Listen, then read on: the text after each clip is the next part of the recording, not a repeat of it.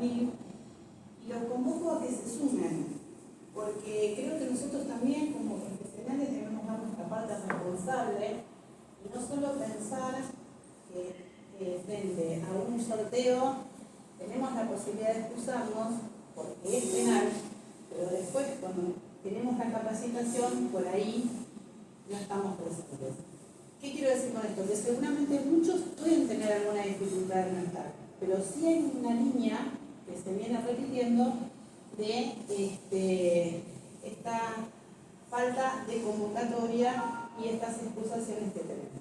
Cuando conversamos con Mirta este tema, también ella ha encontrado, no sé, vos lo dirás, no sé si dificultades o algunas temores a ajustar, y bueno, nos parece importante capacitarnos, por eso hablo en plural, porque creo que todos los días nos tenemos que capacitar, todos los días tenemos que incorporar elementos nuevos, así que espero que la disfruten a Mirta, al equipo, les agradezco muchísimo que hayan venido, y bueno, ojalá que en los próximos cada vez seamos más. Ahora vamos a escucharlos y después, por una cuestión de orden, si van surgiendo algunas preguntas, vamos a dejarlas para el final. Les pido que vayamos anotando, si querés, como no hay pizarra, si querés vamos haciendo algún punteo de algunas cosas que te parezcan interesantes. Y bueno, bienvenidos. Gracias. Muchísimas gracias de todo por eso. Bueno, gracias. Bueno, bienvenidos y bienvenidas. Gracias por estar.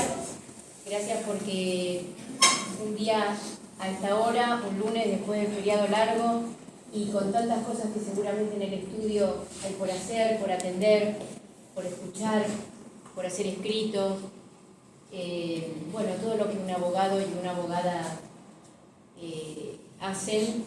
Yo lo hice en otra época, lo hice muchos años y tengo un profundo respeto por el rol, por la función. Es una función que es mucho más que jurídica. El abogado y la abogada se meten en la vida, nos metemos en la vida de las personas y siempre ante conflictos. También los jueces. Y lo que se nos pide a los jueces es que seamos efectivos a la hora de solucionar estos conflictos. Así que les agradezco que estén, que hayan elegido, los que eligieron el rol de abogado o abogada del niño, porque es lo mejor.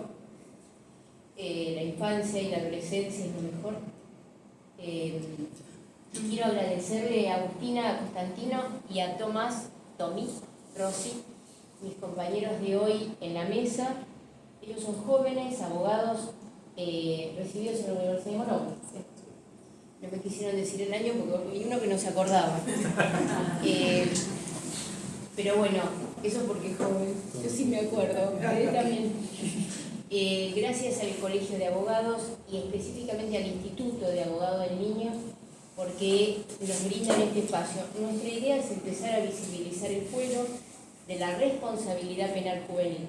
Gracias a los compañeros de camino del equipo que están acá, Mariela, Tommy, otro Tommy, Matías, a los que se quedaron, que no pudieron, hay uno que se quedó ahí con un tema de llaves, creo que es abogado y cerrajero más o menos. Pero bueno, yo lo destaco porque es un signo, digo, el horario de tribunales termina a las 2 de la tarde y agradecerles que estén acompañando, porque la idea es que esto es un equipo. Tanto Agus como Tommy están haciendo la carrera judicial y lo importante es que empezaron de abajo. Agus viene del juzgado de garantías de mayores y Tommy viene de fiscalías. Bien, con lo cual vienen de ámbitos de mayores. Sin embargo, se pusieron la camiseta del niño y de la niña con todo. Agustina y Tomás vamos a tomar entre los tres, medio así como una especie de diálogo, dos grandes temones que son la ley de víctimas en la provincia de Buenos Aires, su aplicación al fuero, y la acordada 4099. La acordada 4099, que es esta resolución de la Corte de no esperar a que haya un nuevo Lucio. Yo diría que ya tenemos que prepararnos para que no haya más LOA, ¿no? Ya tenemos que empezar a prepararnos, porque esto de la trata de personas, que por momentos pareciera un tema, uy sí, lo que pasó en Catamarca, lo que pasó acá, lo que pasó allá.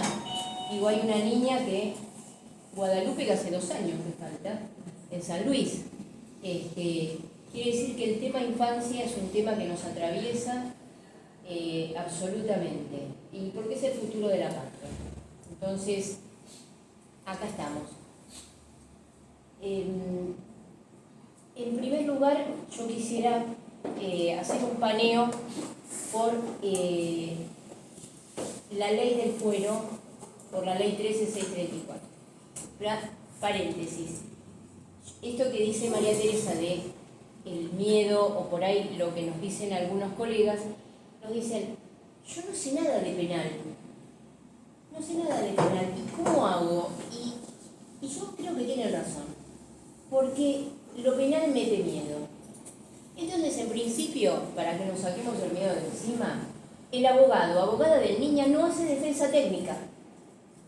Como no hace defensa técnica, esto se lo damos a la defensa técnica, que es la defensora, el defensor oficial o el defensor particular.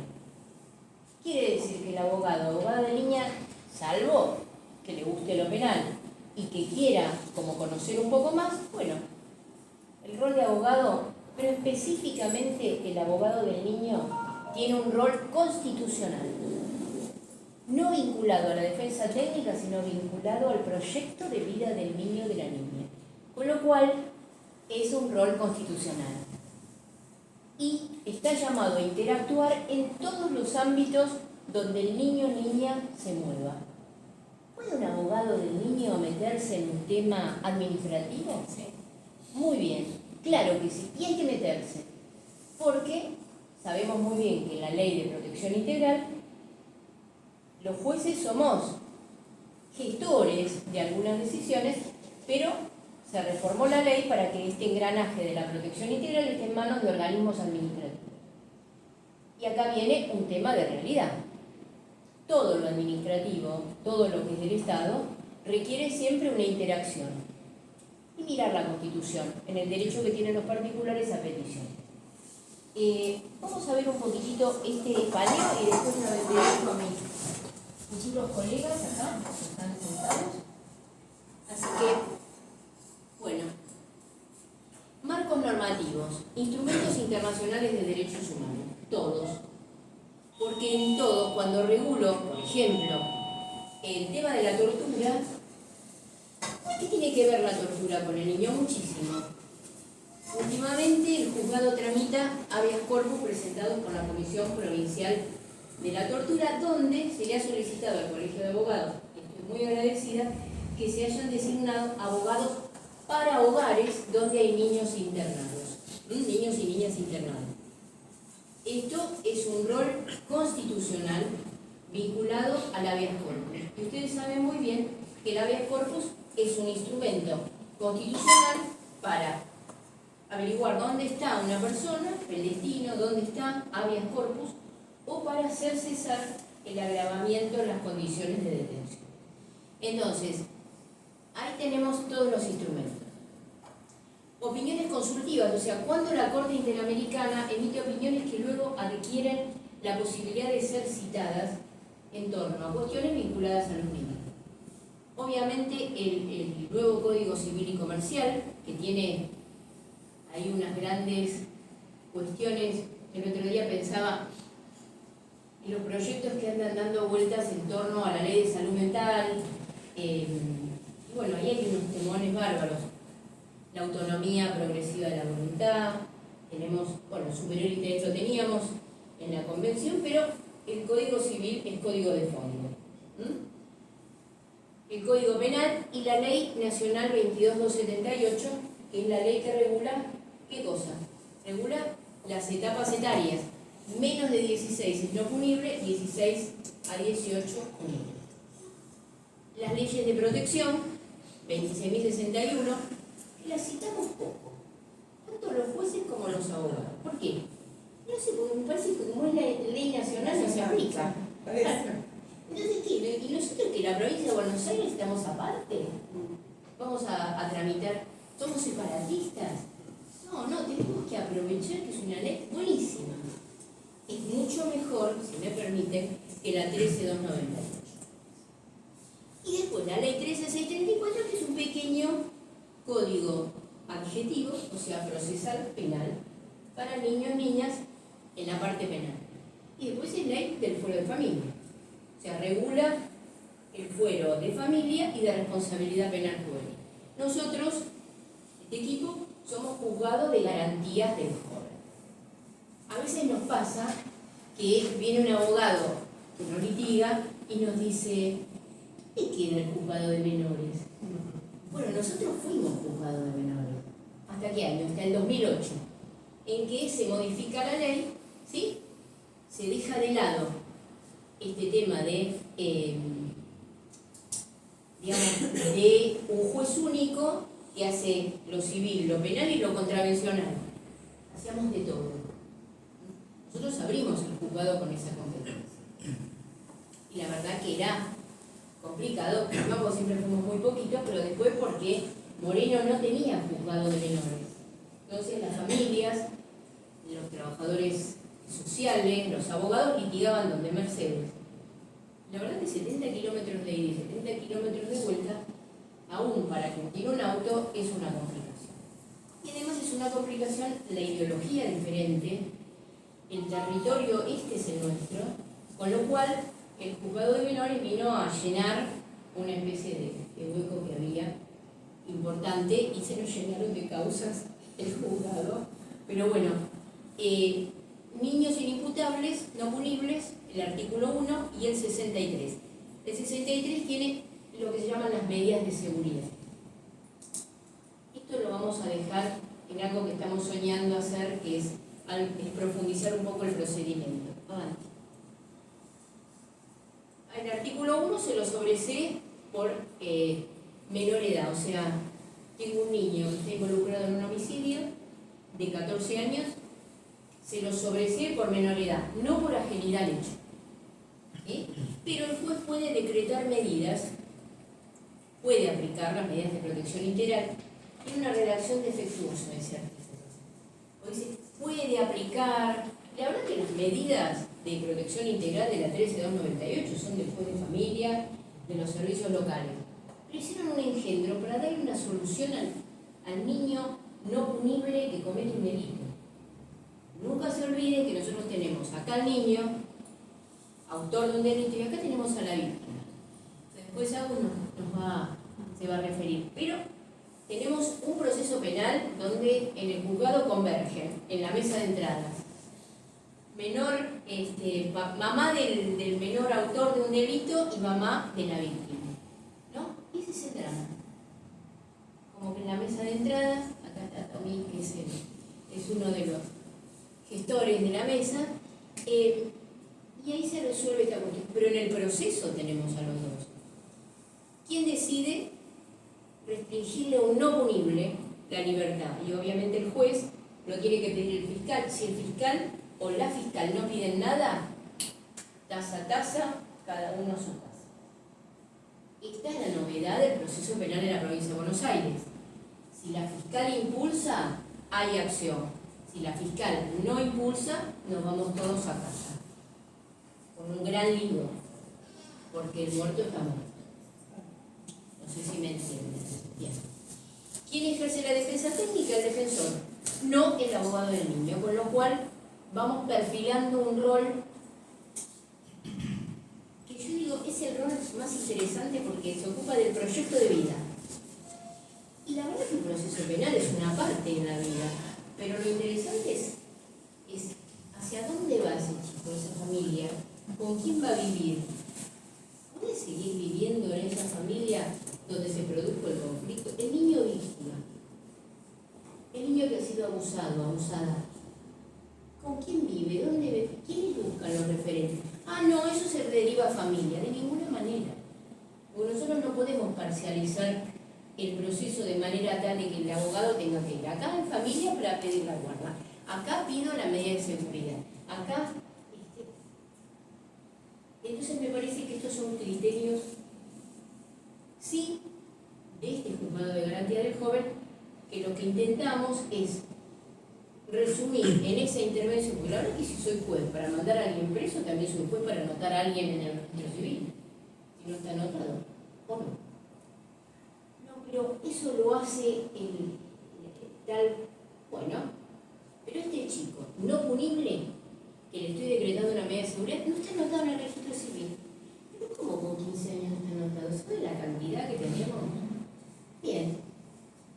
Como hay abogados de niño, abogadas de niño, entonces ustedes pueden mediar con este derecho que es, no tienen documento, no sé si no tienen documento, no está anotado, o nació en domicilio y demás. Esto se da en el proyecto de vida. En el artículo 2 tengo quiénes son punibles, de 16 a 18. Yo tengo chicos de 20 años en un instituto penal, porque fueron capturados por delitos cometidos cuando eran menores, tenían captura y fueron capturados a los 20 años. A los 20 años no van a un instituto, sino que están en comisaría y después, si es que se derivan, a una institución penal de mayores. Bueno, esto que les decía, el abogado del niño puede intervenir articuladamente en el proceso penal juvenil, desde su rol específico, conviviendo con el defensor. Esto yo no sé cómo es la cuestión, después lo vamos a ver cuando dialogamos, a ver cómo es esa convivencia, si es pacífica, si no, si hay celos. No, de eso que se ocupe el abogado del niño, eso me ocupo yo. Esto es importante. ¿Por qué? Porque a mí cuando viene un abogado del niño me dice, no va a la escuela, y me presenté en el colegio y puedo llevar un oficio para anotarlo. Proyecto de vida. Y no es menor. Ah, no, porque el abogado del niño se ocupa de la escuela. No, no. La vida es la escuela y la escuela es la vida. Y la familia y demás. El proceso penal es muy interesante, hay que respetar las garantías, los plazos, todo y demás.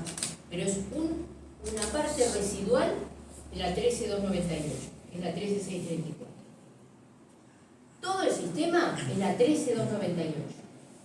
Sistema de protección integral.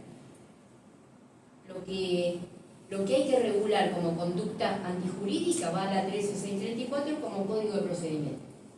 Ley incompleta, mala, pero es lo que hay.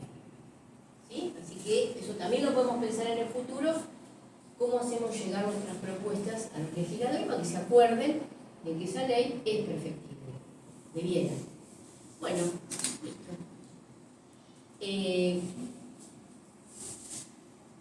Tommy y Agus. Este es un paneo general, ¿no? Yo les pediría una cosa, que nosotros podamos terminar un poco lo que habíamos pensado y después hacemos un diálogo común. No se guarden las preguntas. Acá mis colegas están muy formales. La acordada 99, el 4099 que salió el año pasado, 2023, pone una tutela judicial efectiva, ¿sí? Para dictado de medidas cautelares, protectorias, y para esto se evalúa la urgencia de grado de vulnerabilidad de las víctimas, de los chicos en las causas, y lo que tiene esta acordada es un anexo, que tiene como una especie de protocolo. Al momento de realizar una denuncia, en la comisaría se le da un formulario a las personas que realizan la denuncia y en base a esto se determina si el riesgo es alto, si es bajo, ¿sí? Si es muy alto. Por experiencia en el juzgado lo que hacemos es leer todas las causas, por más que diga riesgo bajo, porque la verdad que nos encontramos con situaciones variadas y los que toman muchas veces la denuncia son policías o personas que no están capacitadas del todo para entender la gravedad de la situación y capaz no hacen la empatía suficiente. Bueno, esta acordada nos permite justamente a nosotros tomar varios tipos de medidas cuando son cuestiones en el ámbito de la violencia familiar, ¿sí? También de género, por lo que Yo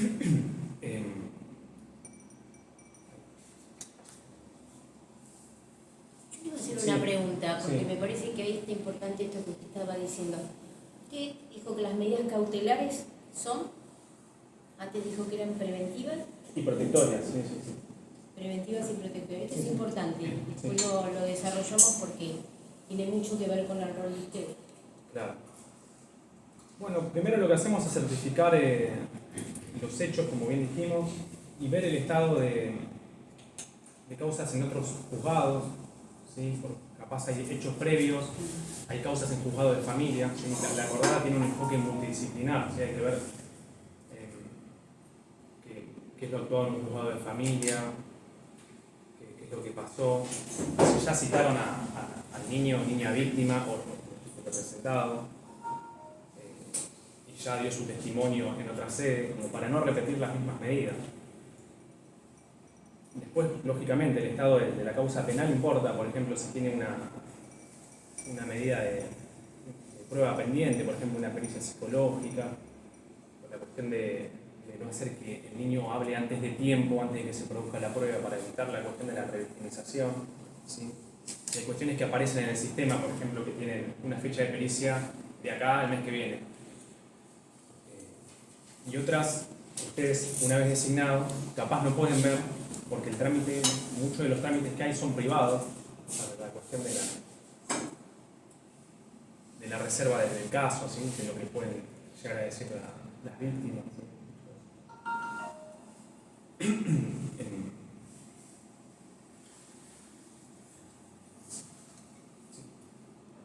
¿Qué pasa si, por ejemplo, la fiscal desiste de una acción porque el hecho lo cometió un no punible y viene la abogada del niño de la víctima? ¿Qué hacemos? Claro, todos tenemos el derecho a la verdad, ¿sí? Se utiliza mucho esta cuestión cuando uno denuncia sobre un hecho que pasó, por ejemplo, hace 20 años, y dice, bueno, no se puede perseguir la acción porque ya se encuentra prescrita, pero si es menor de edad y le archivan la causa, ¿sí? Por la no punibilidad del imputado, ¿por qué ahí no se puede seguir la acción? ¿Sí? Lo que puede hacer la abogada de niños es hablar con el niño en el primer momento y ver si quiere saber que se sepa la verdad de los hechos, pues es una cuestión reparadora para la psiquis de los niños. ¿Sí? Sí.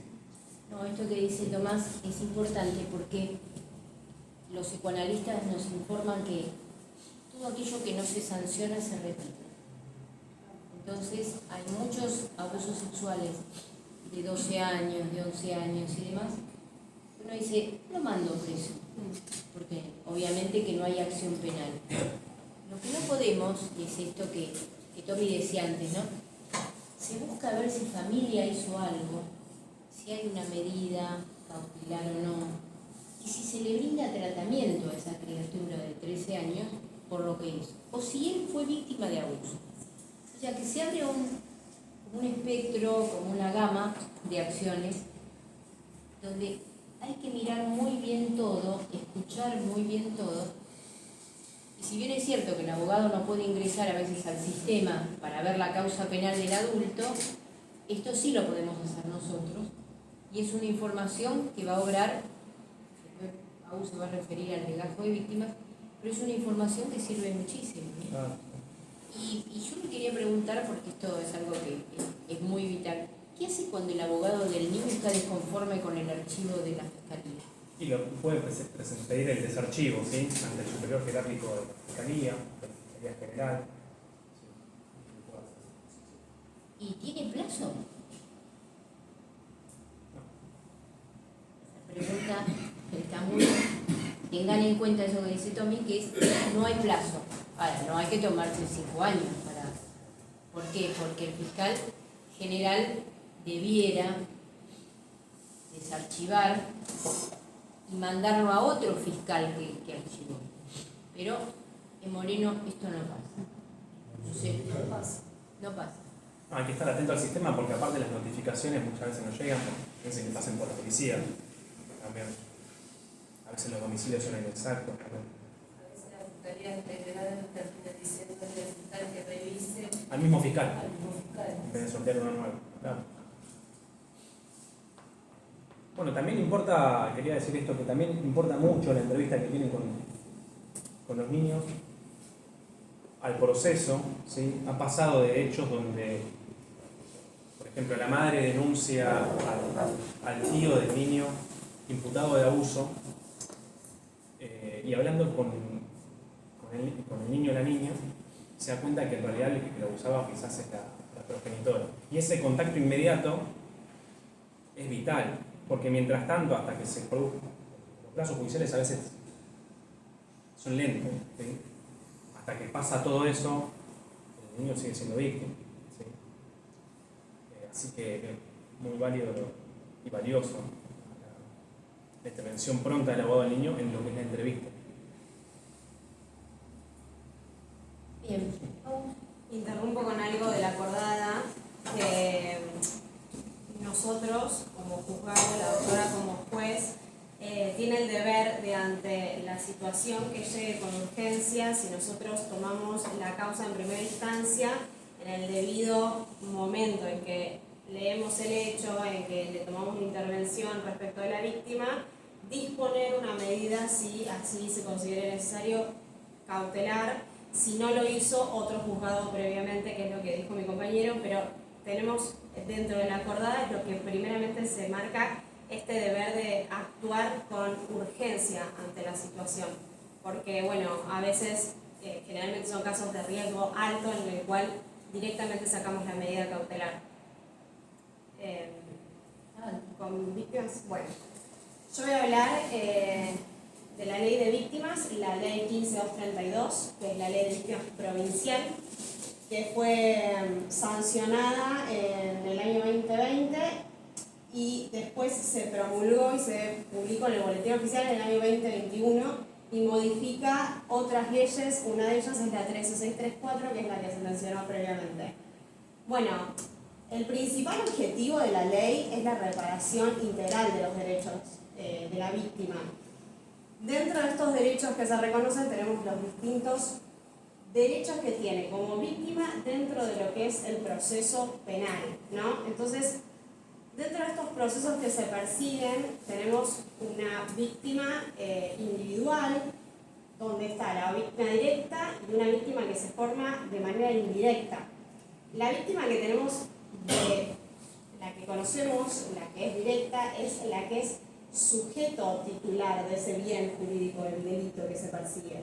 Después tenemos una víctima que es indirecta, que puede ser algún familiar, alguien que tenga una línea sanguínea, que sea hasta el tercer grado, puede ser alguien que puede ser matrimonio, una unión convivencial, alguien que cumpla esta función de representación legal, también puede ser un tutor, un guardador. Y después está lo que es la víctima colectiva, que acá persigue un bien que tenga que ver con una sociedad, un bien grupal, digamos. En el marco de eso tenemos lo más importante, que es los derechos que se persigue dentro de la víctima, que los más importantes es ser oída, porque tiene que ser en audiencia, delante del juez, jueza, tribunal, el acompañamiento a la víctima en todo lo que es el proceso judicial y aparte de dentro de ese acompañamiento que tenga una asistencia, que tenga una información, que esté noticiado de todo lo que se vaya realizando dentro de lo que es la causa, ya sea excarcelaciones, morigeraciones, el cese de la prisión preventiva, libertad. Todo ese proceso tiene que estar brindado, claro, conciso y de una forma que la víctima o la parte pueda comprender con palabras claras y simples lo que se le está explicando, porque no tienen por qué tener ese conocimiento y aparte generalmente no lo tienen porque te dicen que es la primera vez que pasa, que es la primera vez que sucede esto y que no saben cómo afrontarlo. Claridad. Después la celeridad en el proceso, porque obviamente quieren todo ya y bueno, hay tiempos que hay que respetar, hay hay etapas que también hay que respetar dentro de un proceso como víctima. Después es muy importante entender que estos derechos que se persiguen, estas garantías que tienen las víctimas, es darles a ellos el derecho a la verdad, porque es lo más importante, o sea, saber que esto que sucede es irle siempre, aunque sea una mala noticia, una mala información. ¿Por qué? Porque a veces las causas, por lo que explicaron previamente, por ser no punibles, bueno, se archivan, bueno, la Fiscalía realiza todo lo que es la prueba, nos manda a nosotros y ya vienen causas que están desestimadas por la edad del imputado al momento del hecho.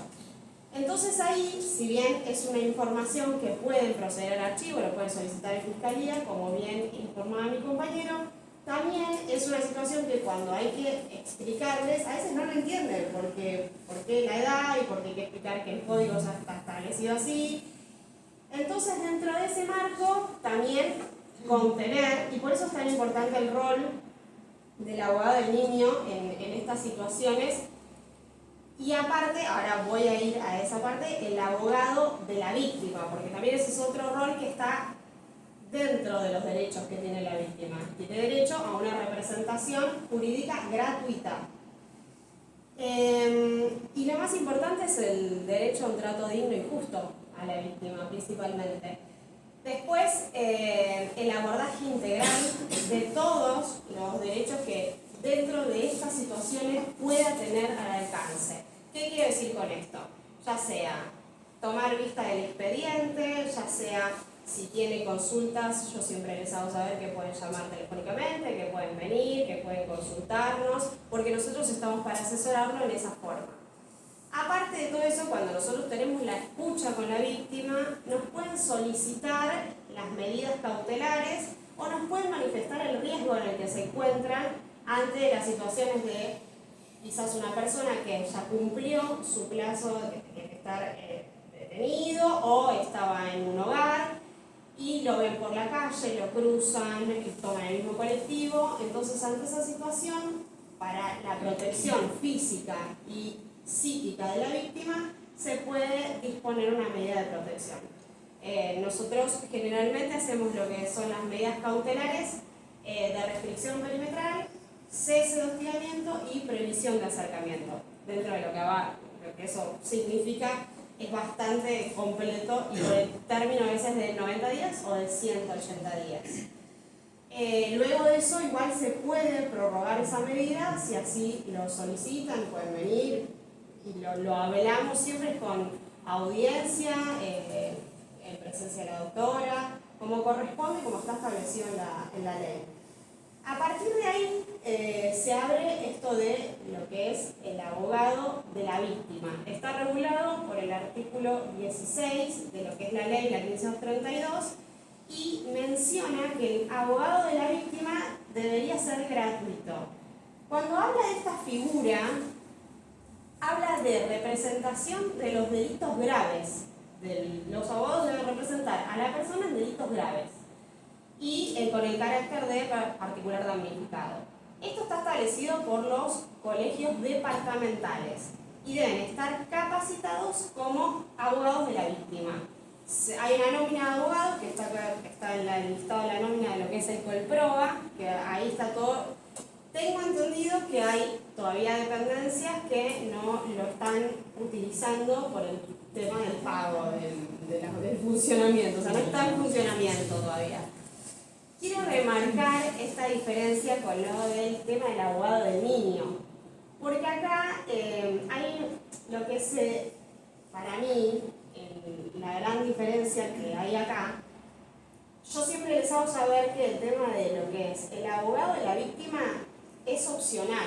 ¿Por qué? Porque en estos casos, por ejemplo, como acá, tengo entendido que no está funcionando acá en el colegio, entonces muchas veces tienen que conseguir un abogado particular que sea un abogado de la víctima. Que sea como particular damnificado. Claro. Por ejemplo, es muy importante en casos muy grosos el tema del particular damnificado, porque es como el que va a estar a meterse con un perito, a cuestionar por qué se lo dejó en libertad y demás. Si bien no es obligatorio para el juez el rol del particular damnificado, entonces nos encontramos con la ley de víctimas en que, si bien se hizo la convocatoria, creo que se hizo Sí. para ser abogado de las víctimas, a la hora de pedirle un abogado para una víctima determinada, no tenemos la misma facilidad que con el abogado del niño. O sea, uno manda un oficio al colegio y el colegio te dice un abogado, abogada.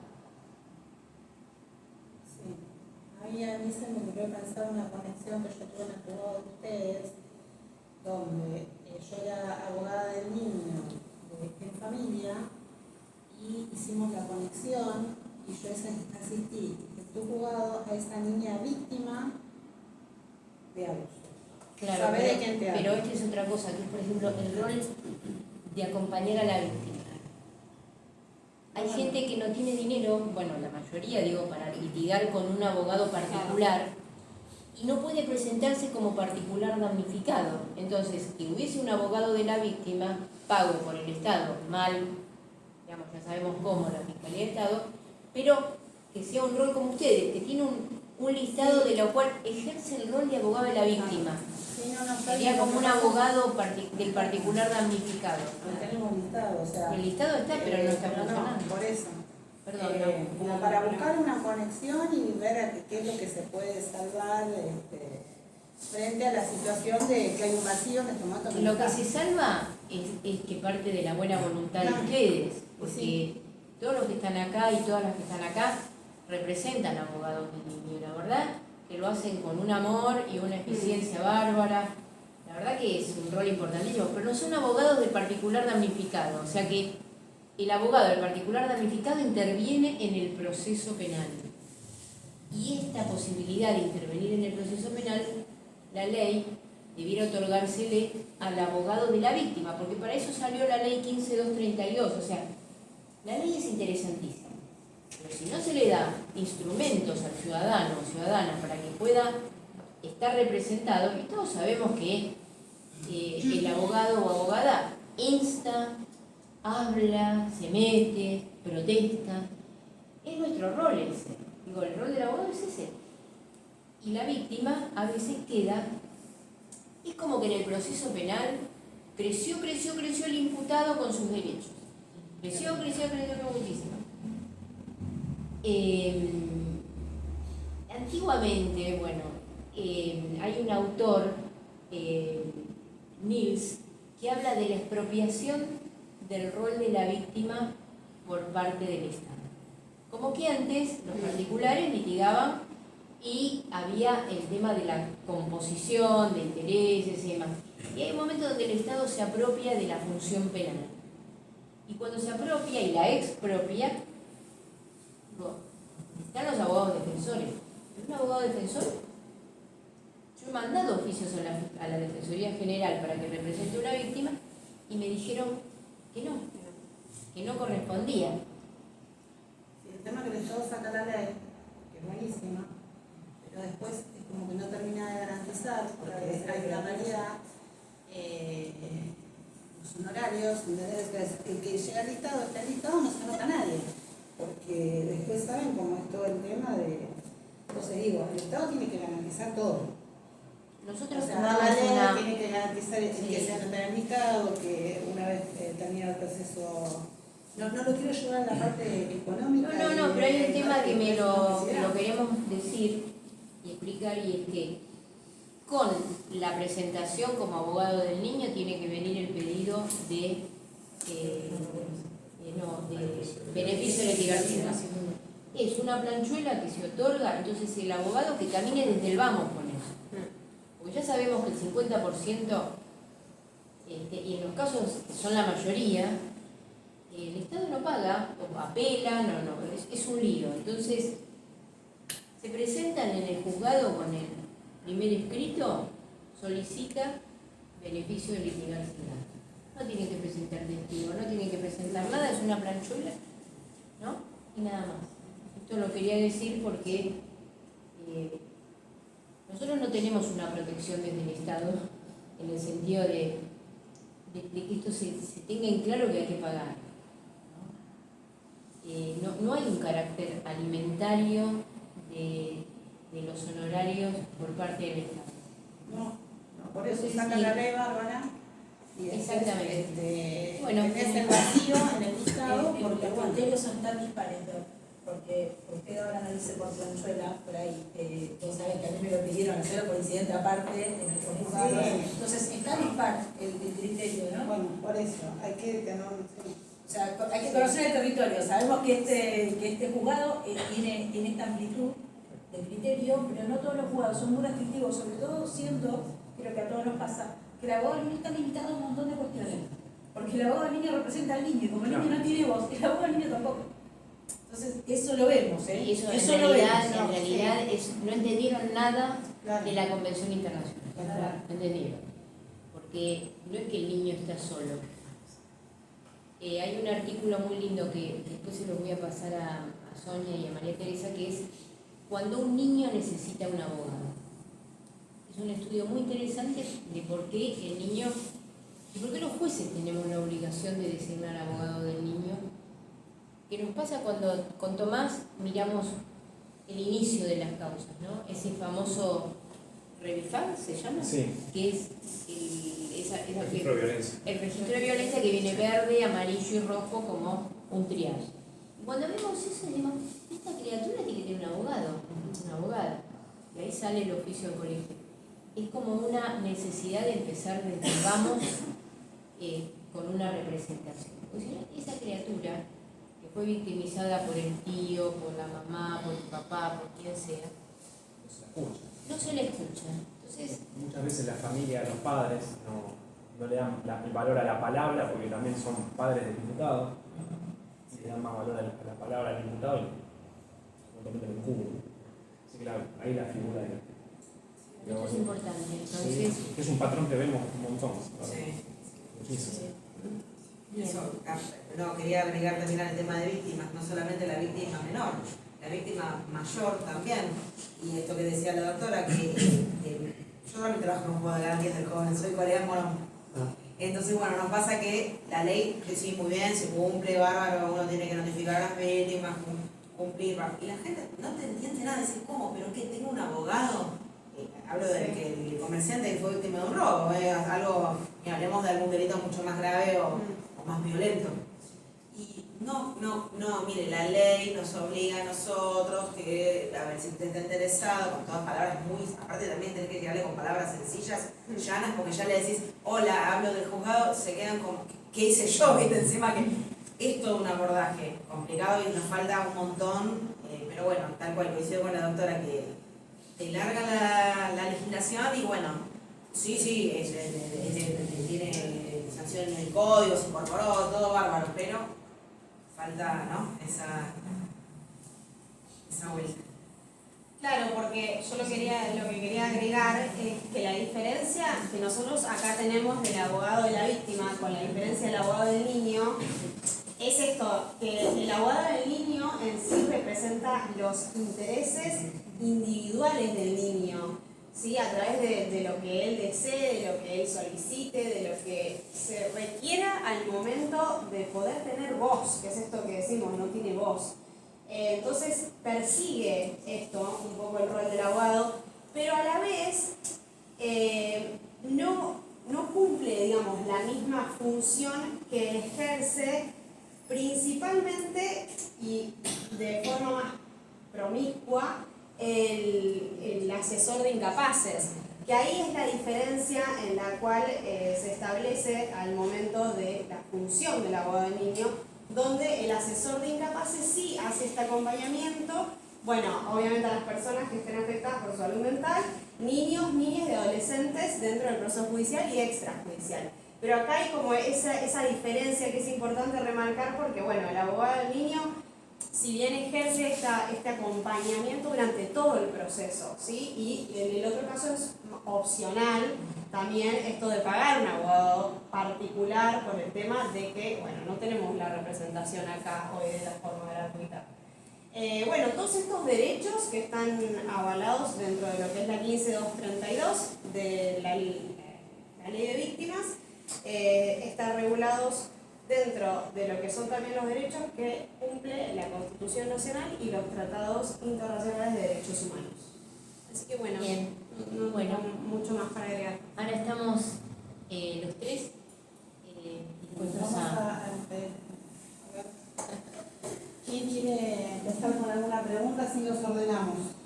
Respecto de lo que hablaban de medidas protectoras, cautelares y demás, ¿se articulan con, por ejemplo, servicio local? En virtud de por ahí lo que decían, detectamos que el menor está vulnerado, articulan, porque a mí me ha pasado encontrar resistencia, por ejemplo, de la Fiscalía cuando solicito estas cuestiones, ¿no? Nosotros tenemos algunos pedidos, una cosa que decía Tommy antes, que nosotros vemos qué es lo que hay cuando viene un pedido de la Fiscalía. La Fiscalía dice, acá pasó esto, un niño de 13 abusó de la primita de 4, o en el jardín pasó tal cosa y demás. Tenemos casos donde la Fiscalía eso lo archiva porque no hay acción a continuar, pero el conflicto está. Entonces un poco lo que antes decía Tommy es que nosotros vemos qué es lo que hay. Familia intervino, mandamos oficio a familia. Intervino el servicio local, tenemos mucha suerte que nos contesten porque no nos contestan nunca. Esta es la realidad. Si intervino, capaz no hacen el seguimiento de la medida tampoco. La dificultad, Complejo, por lo ¿no? menos que yo encuentro, no sé, calculo que todos podemos pasar lo mismo, es que de fiscalía no, es familia. De familia no es penal. O sea, y en definitiva, no interviene nadie para la protección en el aquí y en el ahora, ¿no? Entonces, esa es la por ahí a veces en lo personal. Ese es el valor de la... ¿Cómo? Vamos a ir hablando de a uno. Pidan la palabra, por favor, si no nos pisamos. La acordada 4099, repito, trata del tema de urgencia. Nosotros tenemos conocimiento, la familia no tomó la medida, es un tema de familia, la tomamos nosotros. Tenemos el deber de informar a la familia. ¿Sí? El espíritu de la acordada es ese, ¿sí? Darle. ¿El doctor Carabal quería agregar algo? ¿Usted, doctor, quería agregar Porque algo? yo noto que la doctora Wally no toma los casos y toma, pide todo eso también. Lo que tengo que tener claro es que penal es imputar, empecemos por el principio. Y para tomar medida es familia.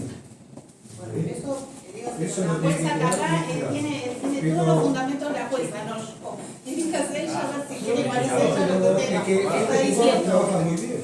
¿Eh? Ahora te está diciendo. No, esto de imputar, digo, no sé. A ver, la acordada 4099 es un instrumento de acceso a la justicia. Yo creo que la Corte hizo bien en dictar una medida para que los jueces no estemos dilatando las cosas con la incompetencia. Que habla más de la incompetencia personal a veces que de un tema procesal. Un niño en Moreno, en Rodríguez, en Morón, que padece una vulneración de derechos que no puede ser solucionada, paliada por los métodos habituales. O sea, no hay tiempo de dar intervención al servicio local, porque está interviniendo el servicio local y no vio nada. O por ahí, es una docente que viene con el tema. Se acerca a la docente y dice, esta chica en el colegio, en el trabajo que se le pidió, escribió que fue abusada por el hermano. ¿Qué voy a hacer yo con eso? Claro, yo primero averiguo. Capaz fue en el Tigre, por ejemplo, el hecho. Bueno, fue en el Tigre, lo voy a mandar allá. No, tomás la medida de separarlo. Se toma la medida. Todas las medidas con los oficios que Y hacen. por esto dice la acordada 4099. En el caso Lucio, ¿qué pasó? Nadie vio, nadie tomó ninguna medida y demás, y la criatura murió. Digo, no es que uno va a solucionar los temas, pero como juez, si se denuncia una situación y uno la puede atender, puede escuchar y puede ver, tengo la obligación de hacerlo. Porque se prefiere en la acordada la acción de la judicatura a la no acción. Después irá al juzgado de familia correspondiente. Pero si la criatura hoy está padeciendo, y yo sé que está padeciendo porque vino la docente, la directora, o vino una abuela que dice, no aguanto más que a mi nieto le pase esto. Pero tengo una causa en familia que sigue su trámite, porque los colegas de familia tienen su procedimiento. Pero el padecimiento, que es el conflicto, es el nudo del acceso a la justicia para ese niño o esa niña. El acceso a la justicia es un bien, no solamente de los adultos, es fundamentalmente de quienes no tienen voz. Sí, yo quería hacer dos reflexiones. Una tiene que ver con la importancia del abogado del niño en el ámbito penal juvenil, porque me parece que suele ser el ámbito donde con más frecuencia se pierde, por lo menos desde lo social, no digo desde de la experiencia del juzgado, pero a nivel social es donde más rápidamente se pierde la idea de que el chico que cometió un delito sigue siendo titular del derecho a la protección especial, ¿no? Como que siempre hay alguien, sobre todo al nivel de los medios, que lo quiere matar más que uno que... Entonces ahí me parece que tenemos como un rol sumamente importante en esto, en poder ver a la persona menor de edad en situación de vulnerabilidad, que además cometió un delito, bueno, que como parte de eso cometió un delito y que tiene que ser de alguna manera restituido en sus derechos, en sus propios derechos, además de los que vulneró. Y que en ese sentido, bueno, no ahora, pero cuando yo estaba en la subsecretaría de Niñez, por ejemplo, hemos tenido experiencias interesantes en, por ejemplo, sacar medidas cautelares contra los médicos. Contra lo que los medios dicen de ese chico que estaba armado o que cometió un hecho, o más allá de la discusión punible o no punible, el pibe ya estaba más o menos condenado a muerte por los medios de comunicación. Entonces ahí en esto de seguir protegiendo al titular especial de derechos más allá de su condición procesal, hay todo como mucha tela, ¿no? Y la otra tenía que ver con esto de el habeas corpus, que bueno, también nació en ese juzgado la experiencia de la representación colectiva, que la verdad es que fue sumamente enriquecedora, con muchos y muchas lo estamos trabajando, porque la verdad es que no era posible presentarse como abogados particulares de cada uno de los 24 pibes que había en el hogar a hacer peticiones individuales, y no era la idea tampoco, porque eso cada uno lo está haciendo en su proceso de familia. Entonces, de alguna manera la idea era hacer una representación colectiva de los chicos y chicas que están siendo vulnerados en sus derechos y articular esas peticiones con los abogados que ya tienen designados en las causas de familia. Entonces la verdad es que como proceso fue sumamente enriquecedor también, me parece, para el rol y para en algún momento compartir y sistematizar lo que fue esa experiencia, ¿no? Por Por ahí novedosa. que hay colegas que no saben que, o sea, los que están dentro de eso lo saben y otros no. Sí, pero brevemente, la Claro, Comisión Provincial por la Memoria, que es un organismo semi-público, digamos, pero que la provincia de Buenos Aires es un valor que haya como un organismo de derechos humanos provincial con una naturaleza mixta, jurídicamente, presentó, ellos están siempre con una mirada en las cárceles, en los institutos de menores, digo, tienen prontitud en escuchar, en ver qué es lo que está mal, en denunciarlo, están muy atentos a eso, el área de niñez. Presentaron contra el Hogar Cian, lo cual, digamos, no me voy a extender simplemente para que los colegas puedan entender de qué se trata, pero una denuncia por gravísimas irregularidades con padecimientos de niños, niñas y adolescentes en 2 hogares, uno en Rodríguez y otro en Moreno. El juzgado pidió al colegio la designación de abogados del niño.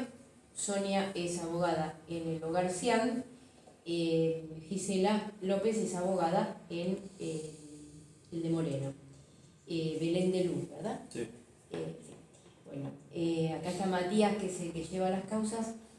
estas causas, y me parece que en un momento cuando tengamos una cuestión de ética, no puedo... por eso. se tomaron las medidas urgentes. Le cuesta mucho a mis colegas de garantías de mayores, ¿sí? Entender cuál es el rol constitucional de un habeas corpus. Yo no sé si me pasé la vida cuando era abogada presentando habeas corpus, que para mí es tan natural, pero bueno, es un rol constitucional, es un remedio constitucional, es hacer cesar un padecimiento, un agravamiento en las condiciones de detención. Entonces me van a decir, pero es un hogar de niños, ¿qué detención? No hay niño más esclavo que el que está en un hogar. Dicho exageradamente para marcar que como no hay un proceso como en penal, tenemos ¿cuántos días para la prisión preventiva? 5 días para hacer la audiencia, 12 horas para tomar la medida de conversión de la aprehensión en detención. La prisión preventiva puede durar medio año, o sea, 6 meses, prorrogable por otros 6, punto. Al año uno tiene que dejar en libertad, así sea el peor asesino de la historia, lo tiene que dejar en libertad porque lo marca la ley. ¿Saben por qué se logró? Se caminó hacia eso, y porque más de a algún juez se le olvidó algún pibe en un instituto de menores, o se aplicaba la ley donde la situación irregular era lo que marcaba, no el debido proceso. Eso, la provincia de Buenos Aires tiene esta historia del 2008 ahora de modificar todo un sistema, y esto es muy importante, ayornarse, meterse en eso, donde el abogado de niña está en los no punibles, está en las víctimas.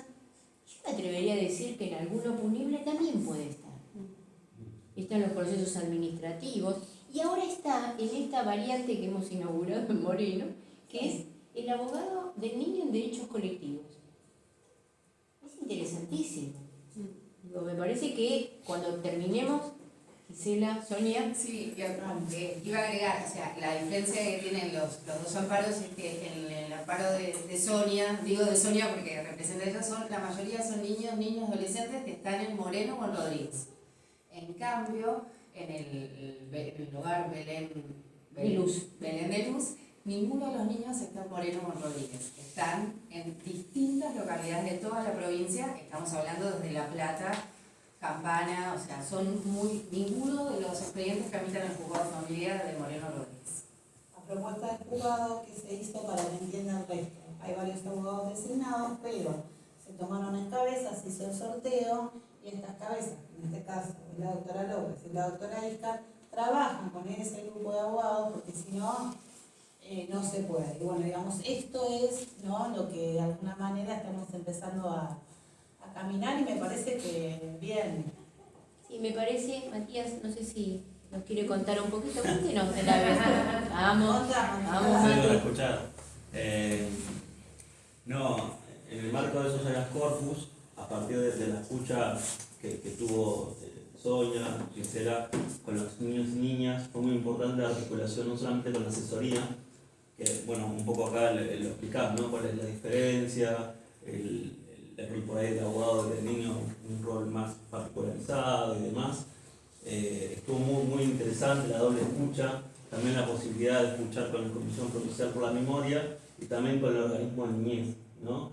Esto también es muy importante cuando hablamos de revictimización. Digamos, cuántas veces el niño o niña se tiene que poner a una situación de contar ante quizás personas que no conocen. Entonces esto también, ¿no? Que no nos enseñan en la universidad, ¿no? Que es un poco más de la práctica. Bueno, eso también es una cuestión de ver cómo se escucha, qué se escucha y demás.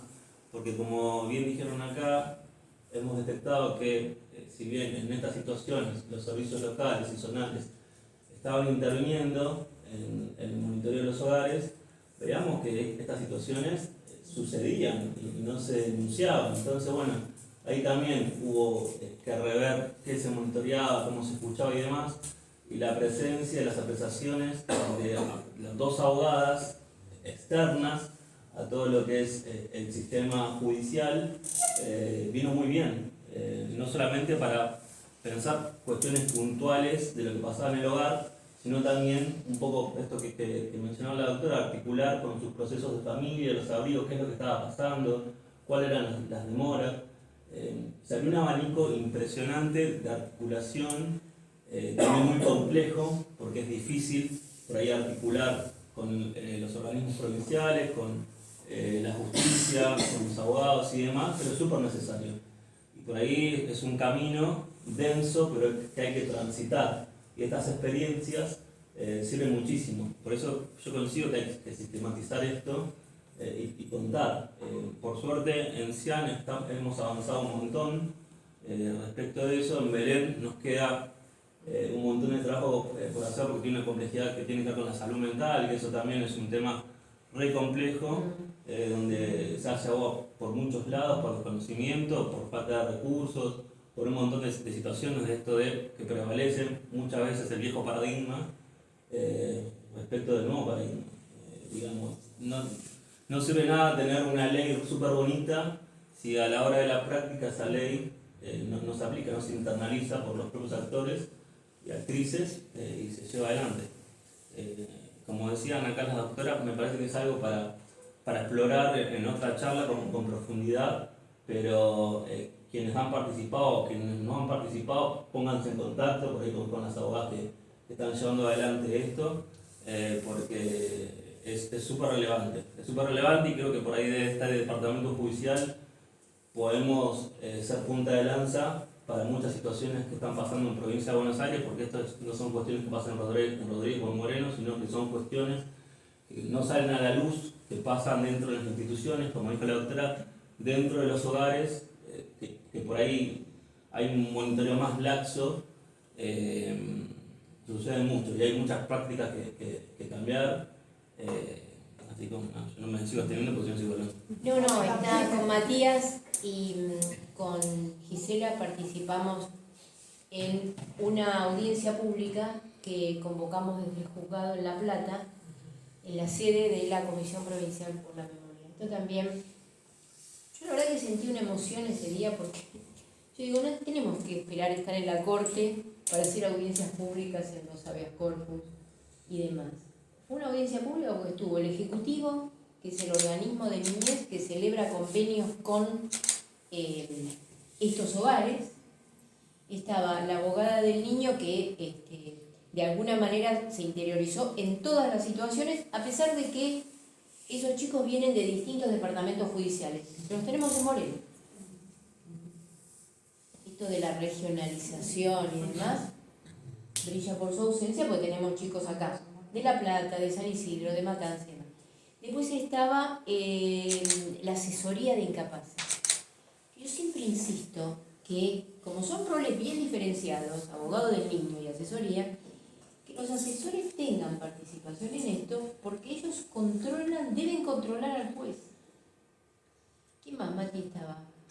Estaba asesoría, abogado del niño, el ejecutivo, y después estaba la comisión provincial con el director del tema de niñez, las profesionales, y fue muy rico eso, porque en realidad, está bien, no estaba la gente del hogar. Había una persona de la mesa de niñez, también, de Moreno, de las asociaciones civiles, ONGs y demás. Había alguien de la parte de ONG, digamos.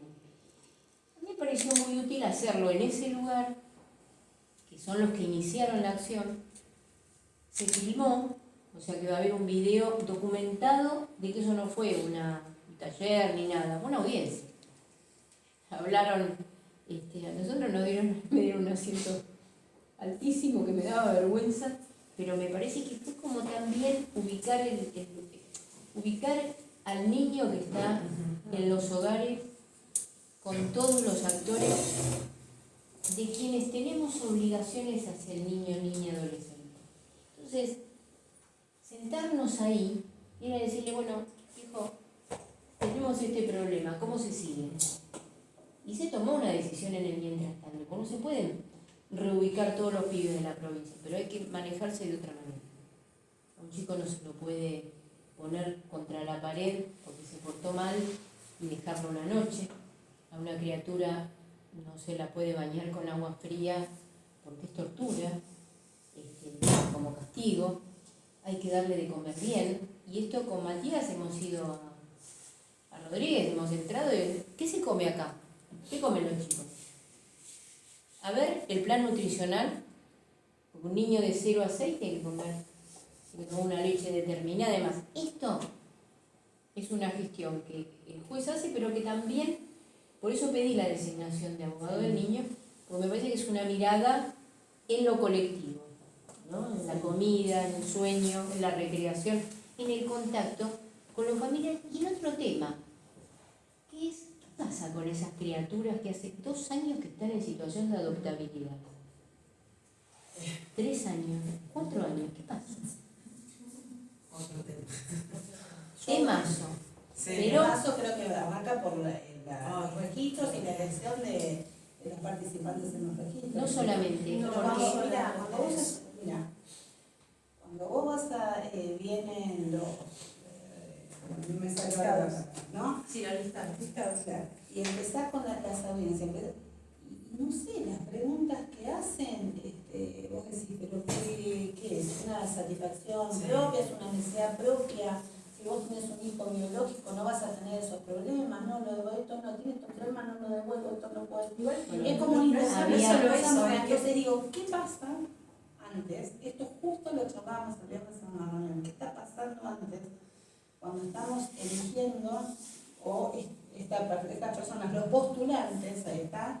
¿Qué pasa ahí? ¿Qué estamos mirando? ¿Qué pasa lo mismo? ¿Cuánto tema de frustración hay en aquel chico cuando que lo varias devuelven, veces no, no lo quieren?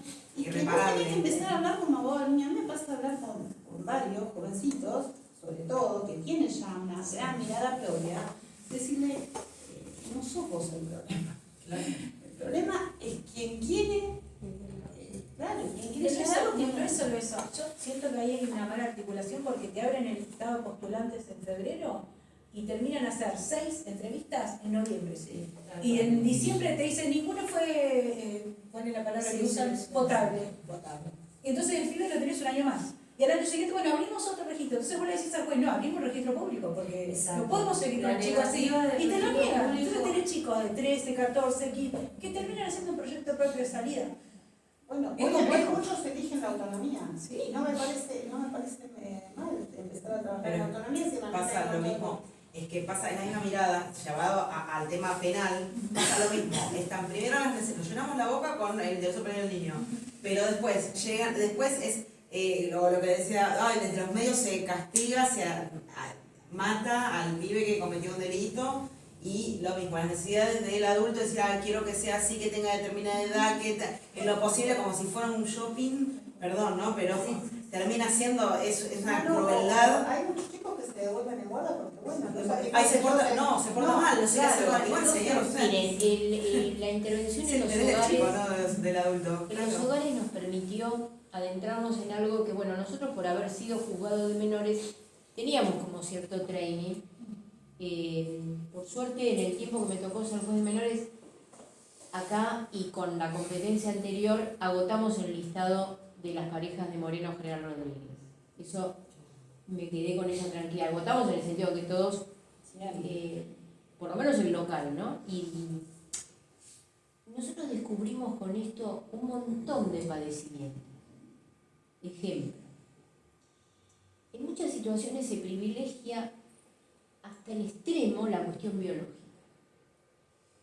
Y hay situaciones que están a cargo del servicio local, y zonal y compañía, que no dan para más.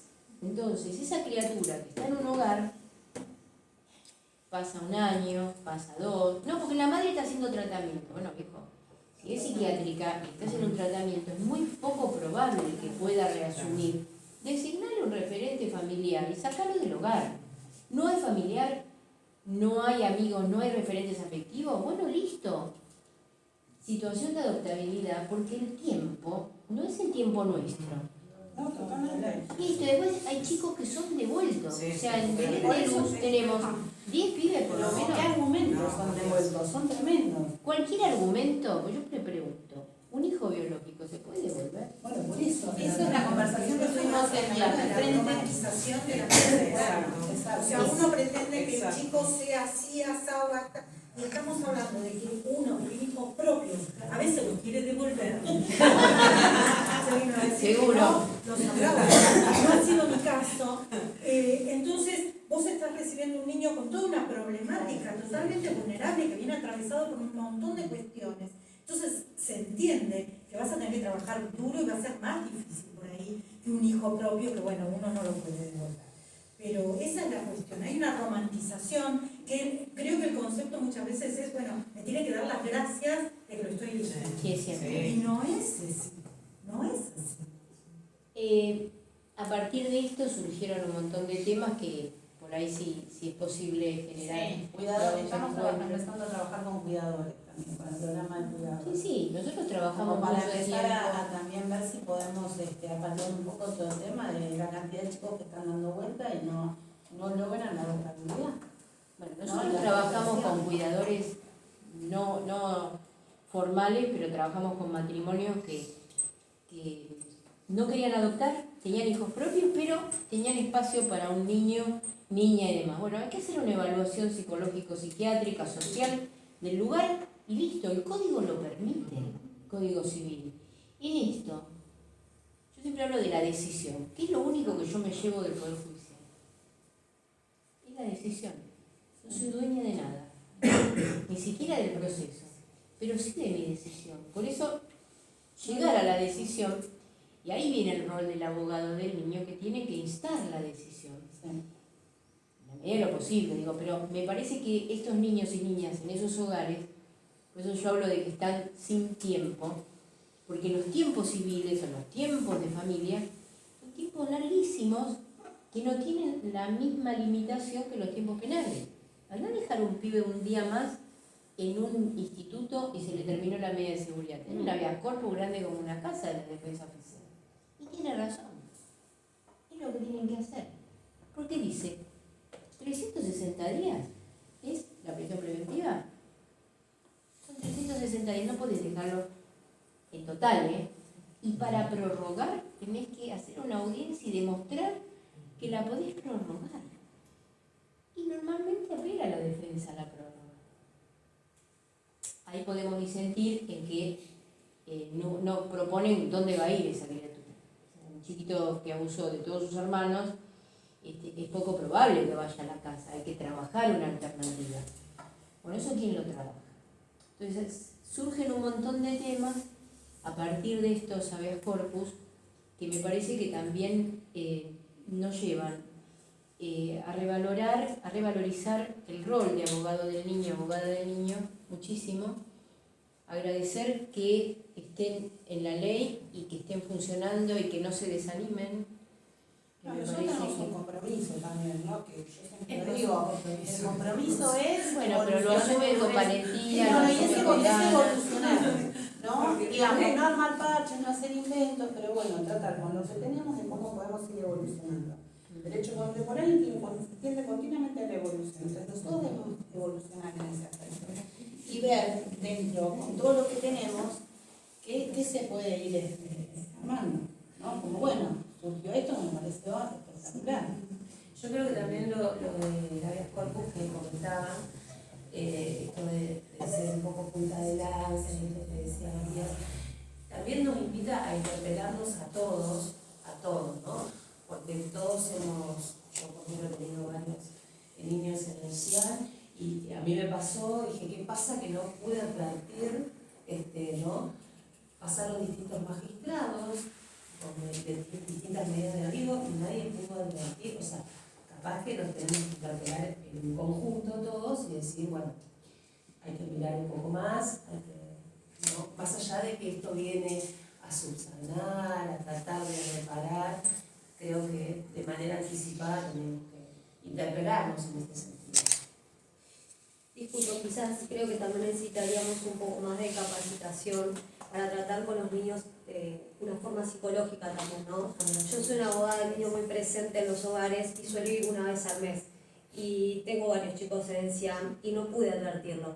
Entonces decís, ¿qué haces cuando tenés un menor que está en buenas condiciones y vos estás tratando un tema de abrigo o un tema que no tiene que ver con cómo está el CIAM, porque vos lo estás viendo bien y el nene te está manifestando que está bien, y de salud está bien, y escolar también, quizás incluso el CIAM tenía un propio centro de psicología, o sea, cosa que por ahí salud mental de Moreno nunca tiene espacio y demás, entonces era como que bien que funciona. Y tenés el servicio local que está dando informes impecables. No, y aparte el CIAM tenía todo un registro. Igual nace una responsabilidad general y administrativa. ¿En qué sentido? No puede dar un informe bien en el Belén de Luz, donde todos los chicos están medicados psiquiátricamente. Entonces, a ver, puede ser que un abogado o abogada visite el lugar y no lo pueda advertir. Ahora hay una responsabilidad administrativa. Tal cual. De quien deja al chico ahí. Es De que quien ellos- celebra un convenio y no mira, porque hay una responsabilidad. Ustedes somos abogados. A ver, se celebra un contrato. ¿Vos a qué te obligás? Mira, yo te pago 20 becas. 20 becas. ¿Vos qué le das? Comida, esto. Yo tengo el deber de auditoría porque le estoy pagando. Por chico tanto. No, pero no se pagaba, como dicen los medios. No importa. No estamos cuestionando ahora si la beca, que muchas veces no llega, o que es tardía, históricamente ha sido tardía, por ahí llega la beca, pero ¿cuál es el deber de auditoría?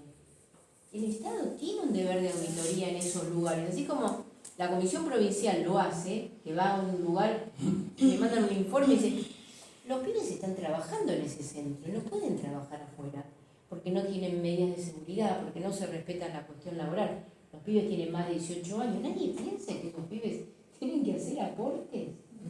Nadie mira la seguridad laboral, hablando de los penales, no estoy hablando de los hogares convivenciales.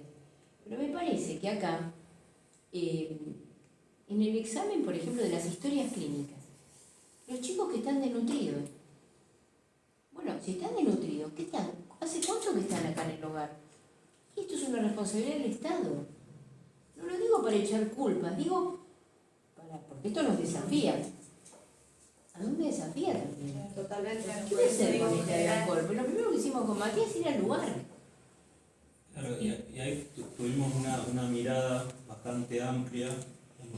¿Cuáles son los derechos de los niños y niñas que están en juego? No solamente la educación, no solamente la identidad, no solamente la salud, la nutrición, sino también el derecho al juego. Digamos, cómo se expresaban, tenían posibilidad de tener contacto con el exterior, cuál era el contacto, solamente ir a la escuela. No, bueno, un poco también, digamos, ampliar la mirada en este marco que decía la doctora de la 13298, digamos, tener siempre presente eso y la Convención Internacional, y también señalar un poco esto de las funciones del abogado del niño, que acá la doctora Sonia lo hizo muy bien, de señalar al organismo qué es lo que no estaba haciendo, la falta de capacitación por ahí del personal del organismo, la falta de capacitación del personal del hogar, esto que nosotros detectamos que no había nómina de quienes trabajaban, si tenían sueldos en blanco, si no, cuál era la experiencia previa, ¿no? Bueno, un montón de situaciones que se dieron a partir de la intervención que tuvimos en el marco del habeas corpus. Entonces, ahí también un poco en el marco del proceso penal, pero también en el marco del habeas, el abogado o la abogada del niño nunca tiene que tener miedo a pedir. O sea, no hay que tener restricciones respecto a eso. Tienen que pedir en función del interés del niño y niña. Muchas veces lo que hay en los procesos de familia, incluso en los procesos penales juveniles, una mirada autocéntrica que está muy naturalizada. Es lo que me parece a mí, y en función de eso yo decido porque yo creo que va a ser lo mejor para vos. Y falta a veces la verdadera escucha con atención, ¿no? Y materializar. Porque por ahí el niño o niña pide algo distinto a lo que pide esto que decía Agus, en el marco de un proceso de víctima. Por ahí el adulto quiere una cosa y el niño quiere otra cosa distinta. Y entonces, bueno, en ese marco, digamos, esta articulación, estos espacios de capacitación, estos intercambios que vamos teniendo, que son artesanales, porque hay cosas que están escritas y hay cosas que son en el día a día, y las leyes se materializan en el territorio y con los casos particulares. Entonces es buenísimo, digamos, las experiencias que entre ustedes pueden intercambiar, que tenemos de juzgado, cada uno, la doctora de su experiencia como fue, cada uno con la experiencia personal también. Entonces, bueno, esto es lo rico de estos espacios y ojalá que se sigan repitiendo. Bueno, gracias.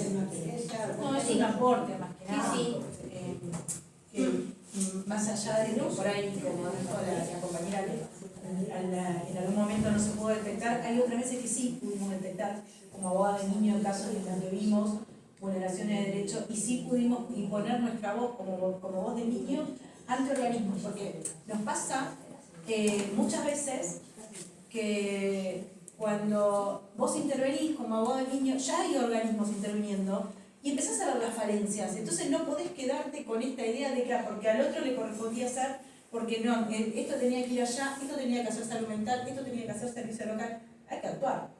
Y hay que actuar inmediatamente. Entonces, después se verá si estaba bien o estaba mal, pero hay que actuar inmediatamente. Y así hemos logrado muchas cosas buenas también, ¿no? O sea, Sí. yo no me critico, hemos logrado Sí, muchas no, cosas buenas. generalmente cuando uno levanta el teléfono, se comunica con el solar, se comunica con el servicio, o sea, generalmente hace mucho más que por ahí. Tal cual. Bueno, yo Sí, creo que igual hay una yo- realidad que hay un tema administrativo que no se puede desconocer y que yo sinceramente creo que ellos mismos ya lo están reconociendo por una reunión que tuve que están en un colapso. ¿No? Pero bueno, estamos todos en un colapso. Es que esa es la excusa de Perdón, No, pero la agencia del artículo 36. es más allá, no respecto de salvar responsabilidades, sino que han tomado conciencia. Este es el tema, que realmente están mal. Porque vos ibas a ver y siempre, no, ya está, ahora salió, no. Ahora creo que se dan cuenta que ahora, viste, ya está. Mire, nosotros participamos con el secretario y con Tommy en, me parece que Agus también, en reuniones que convocó el fiscal general habida cuenta del incremento terrible de las causas de abuso sexual y de la cantidad de archivos que se daban. Entonces se hizo como una especie de auditoría, una cosa así, y nos convocaron a, estaba salud mental, estaba la Fiscalía General, servicios locales, el PREVI, nosotros trabajamos muchísimo con el PREVI y bien, ¿Responsabilidad penal? no, ¿No? y la secretaria de asesoría y Jessica Briganti, que en el carácter de salud mental también. Sí, ahora. A ver, el tema del colapso. No, espera, déjame terminar. Quiero decirte esto. En esas reuniones, que fueron 2, se habló de el problema que se estaban archivando cosas y demás, bueno, de la actitud proactiva, como nos calificaron a nosotros, proactiva que tiene el juzgado. Yo la verdad que no sabemos hacer la cosa de otra manera, porque si vienen con una necesidad, nace un derecho y punto. Y no es un tema político, eso es un tema de derechos. Y todo.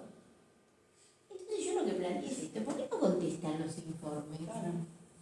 ¿Por qué no ponen por escrito?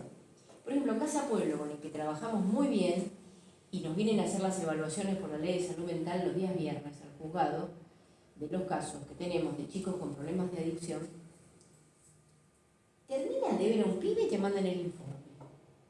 Uno dirá, ¿qué sos con el tema del papel? No, porque te están diciendo si lo tenés que internar o no, si el consumo es problemático